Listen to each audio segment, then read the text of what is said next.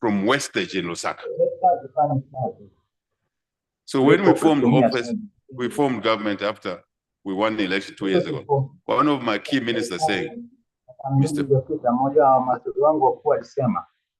I knew how to tell you courageously that what you were saying in opposition is not possible because there's no money to increase so much of allocation to the local authorities. I said, what do you mean? He says, you will not be able to implement it. I just smiled at the colleague. I said, well, depends on how you look at things. If we consider taking money to the owners serious and important, this is a no-brainer. Today, citizens have become accustomed to quite a big chunk of money. Some of it is going in health at the local level every year, every constituency, 156 of them. And it's now like routine. So I'm encouraging you, sir, to continue with that line of doing things. I did hear some of the messages that were given here in appreciating the work you've done. Many would like to try,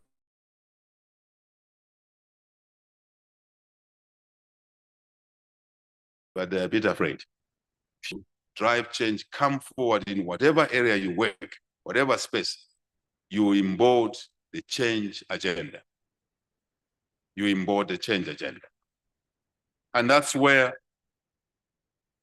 the world will receive a dosage of improvement. I would like to simply say that you said something here, that the next WHO Director General may be seated in the room. True. One may be just going through medical school now. True. But it's all about dreaming and that everything is possible. Africa has been dreaming for too long. Africa has been coming for too long. I think Africa is here. I'm convinced that Africa is here. But there's no need to self-deceive. We have to work hard. I'm the first one to say, we Africans must value the culture of work. Hard work. I do hear whispers. I say things because I hear whispers that they've been saying this for a long time, these Africans. But this is real. This is the only continent you can begin to see phenomenal return on your investment if you make the right decisions. Yes, the human resource, the human capital, and the younger ones. It's now acknowledged as an asset that those who have a population like ours, 1.3 billion people, and by 2050 maybe moving to 2 billion plus. But with a younger age populating this population, this profile, it's an asset. Not just a human being, but the younger ones. But the young ones must go to school. Education becomes important. The young ones must be willing to do what it takes when you are of a certain age. That's my message to young people in this country and elsewhere. You want to be like Dr. Tedros, you must do what he was doing when he was school-going age.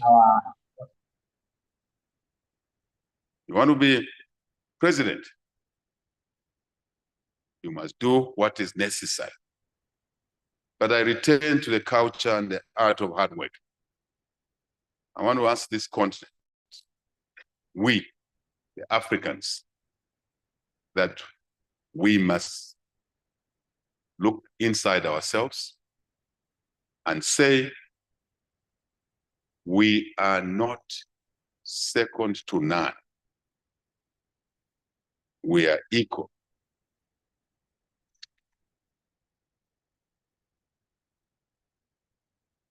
We can work in the most sophisticated research institution in the world and we'll succeed. We have to work hard. Male or female, We have to work hard. In the vaccine manufacturing facilities, in other sectors. Dr. Kaseya, Prime Minister, and I think Tedros and I and Health Minister were chatting upstairs, and we're talking about the budgetary allocation to health.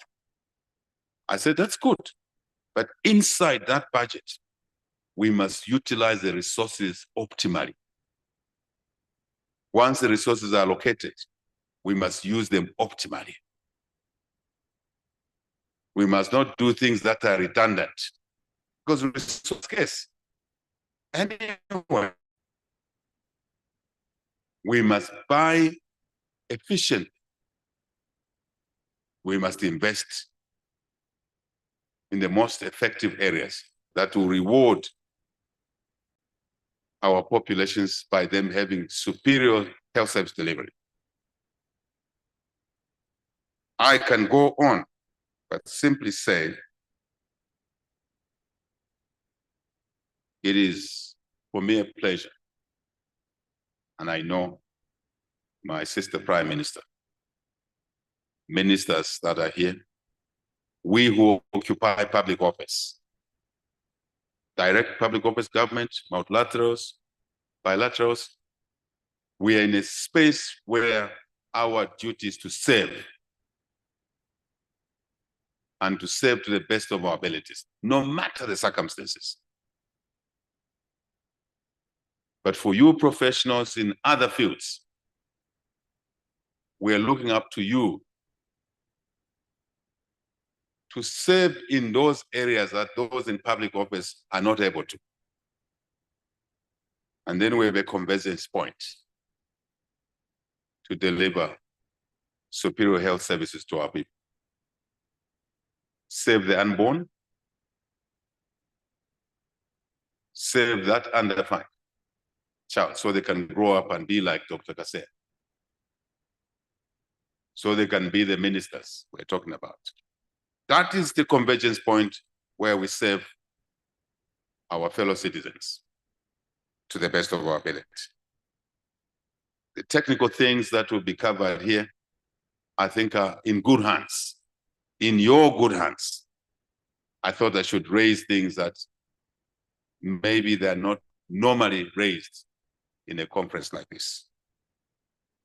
Your Excellencies, as I conclude, I wish to commend the Africa CDC, the partners, collaborators, WHO, all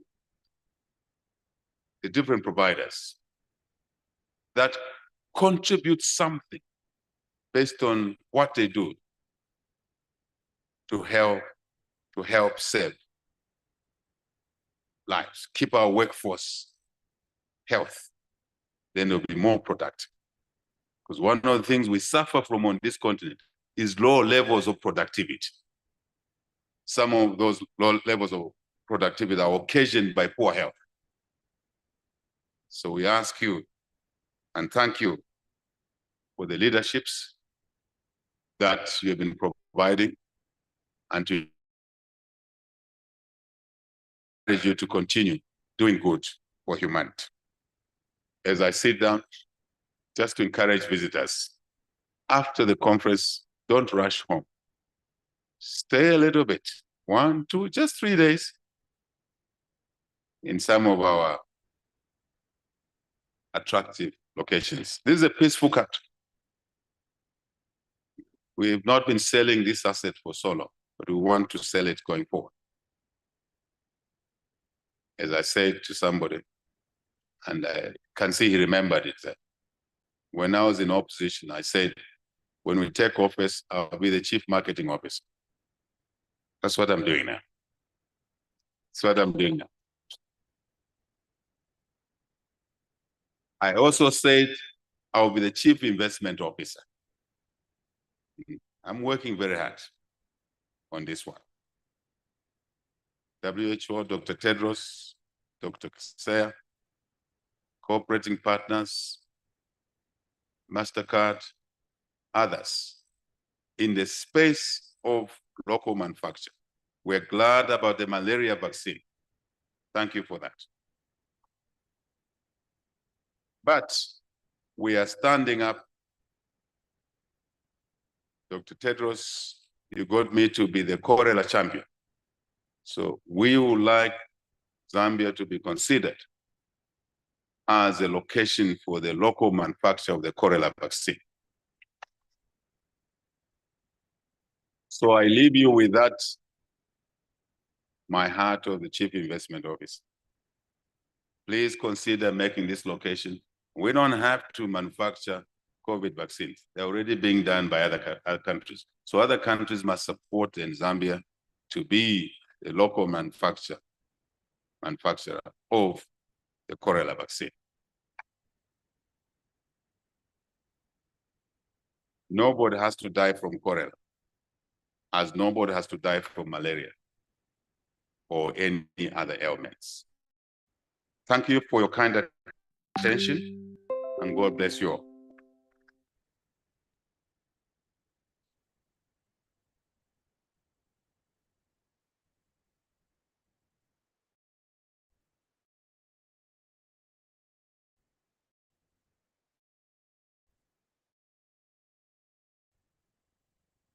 Let's keep that hand going for the President of the Republic of Zambia.